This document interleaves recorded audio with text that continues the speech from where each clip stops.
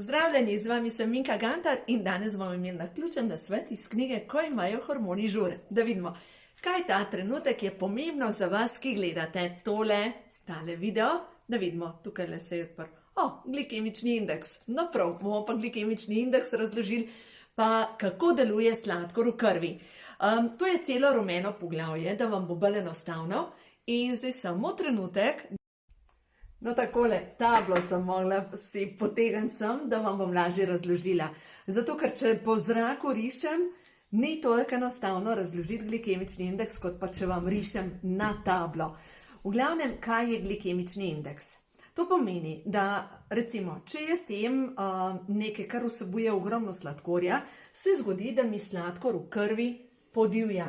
No, pa da še ta prav tale flomaster najdem, da bo kaj pisal, pa da boste videli. Poglejte, če jaz za zajtrk pojem, recimo tipičen slovenski zajtrk, nekaj na belem kruhu, recimo, če dam na bel kruh med, naredi takole sladkor mi naraste v krvi, čez pol ure, uro dobim, mi pade sladkor v krvi in dobim luknjo v želodcu in dobesedno telo zahteva, kje kaj cukra.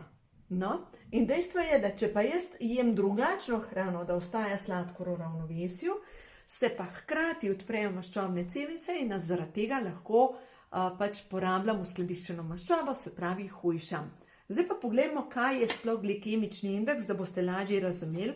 V glavnem tem rumenem poglavju sem objavila to iz Montignackove knjige, mogoče če jo imate, vse možne glikemične indekse. In zdaj, če pogledamo, recimo, če jaz jem za kosilo pečen krompir, ima glikemični indeks 95 in nekoč sem nekje pobrala, ne smem kombinirati meso, krompir pa zelenjavo, zaradi tega, ker neke kisline v želodcu ne delujejo dobro in na koncu sem jedla za kosilo samo meso oziroma krompir pa zelenjavo. Kaj se mi je zgodilo? Seveda točno to. Sladkor mi ne predvignan v krvi, potem mi je padel in popoldne me je zgrabila taka lakota, jaz bi pojedla slona pa pol. No, in zdaj pa odkar pa razumem te zadeve, v tem primeru pa pač drugače kombiniram. No, in če gledam prav moj jedilnik danes. Danes sem jedla za zajtrk, dajmo najprej pogledati, sem jedla zelenjavno omleto, v bistvu mi jo je hčera spekla in je se prav dala noter eno jajce, jajce je beljakovina, potem je naredila porje, popekla, papriko je dala noter, in vse to skupaj je nastala krasna zelenjavna omleta in zraven sem pa pojedla beljakovinski kruh. Zelo dober beljakovinski kruh je, a veste kjer? Ajdov kruh z orehi. Ful dober. Tako da ta kombinacija je točno za uravnavati sladkor v krvi.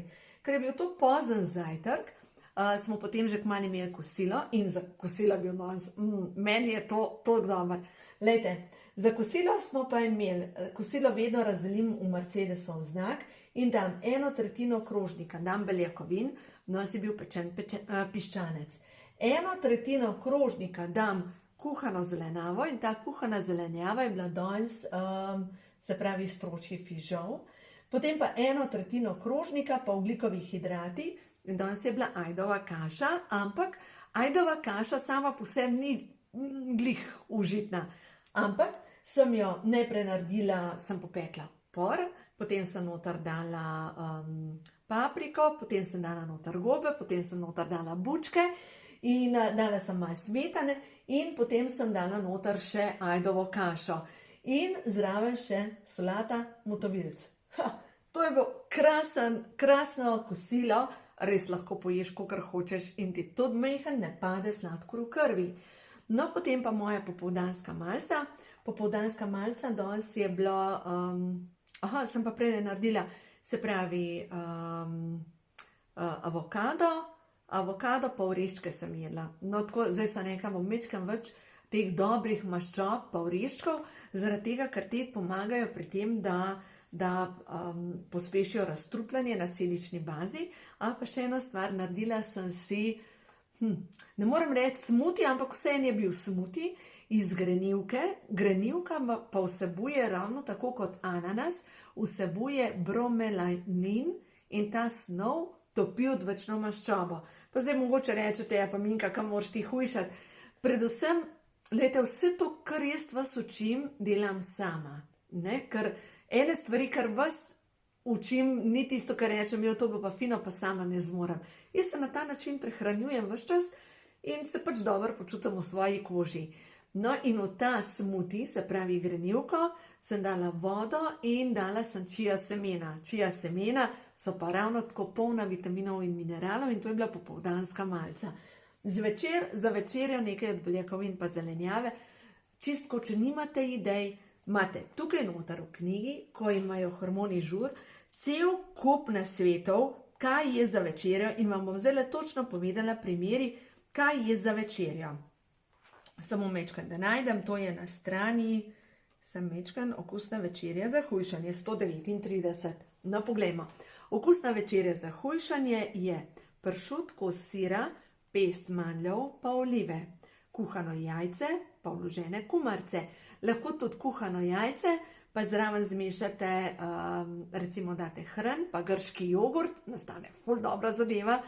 Pa recimo špargli z jajcem, naredite lahko zelenjavno omleto, skuta, borovnice pa arašidi, lahko naredite tudi smuti iz tega in nastane krasna večerja. V glavnem, dejstvo je, da jemo na 2,5 uri, to je prvi zakon tega, da ostaja sladkor v ravnovesju.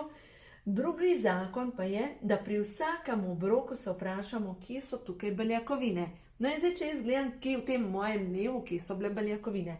Ta pozen zajtrk, seveda so bile beljakovine jajco. Tukaj kosilo beljakovine je bil piščanc. Tudi stročje je beljakovina.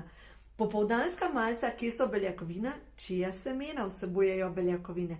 A vidite, kako je pomembno, pri vsakem obroku moramo nekaj od beljakovin, ker v nasprotnem primeru se pa zgodi, komur manjka beljakovin, mu spet sladkor pade v krvi in spet pride do tega, da se mu sproži tista želja po cukru in samo še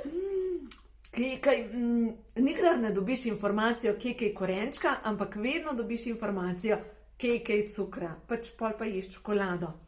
Kaj je še pomembno pri tem, da ostaja sladkor v ravnovesju? Ena stvar, kar je pomembna, ni se treba do konca življenja odpovedati ničemur, lahko jeste vse, lahko jeste tudi pico, ampak pojeste pol pice in zraven skleda solate.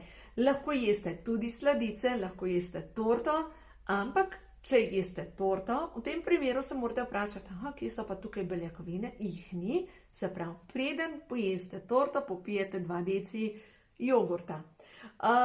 Še ena stvar, kar je pri tem glikemičnem indeksu ključnega pomena, je to, da črtate iz svoje prehrane gluten. Zdaj pa zakaj gluten? Ker sam gluten ni toliko, ne vpliva na glikemični indeks, ampak vpliva pa na tiha vnetja na celični bazi in gluten je pa ta, ki nas dobesedno od znotraj zastrupla. Zato dajte gluten stran, zdaj pa kje pa najdete, kje je največ glutena? Glejte, tukaj noter v tej knjigi, ko ima življenje žur, sem pa v bistvu označila glikemični indeks in vse to, kar je zeleno, je brez glutena in vse to, kar je oranžno, je z glutenom. In zdaj, kar je zanimivo, da prav hrana, ki ima gluten, ima tudi visok glikemični indeks. In skoraj vsa hrana, ki je brez glutena, ima zelo nizek glikemični indeks. In zdaj, če gledamo pomaranča, sezamova semena, sončnična semena, recimo sezamova pa sončnična semena, je tukaj noter recept za polpete zelenjavne. Božanske so. Mislim, jaz rada kuham, rada jem, rada imam dobre obroke in verjamem v to, da ni za brez veze, da imamo vse ti brbončice noter v naših ustih, ker je en del, ja, ljubezen gre skozi želodec, ampak začne se pa v ustih, a je to tako okušati.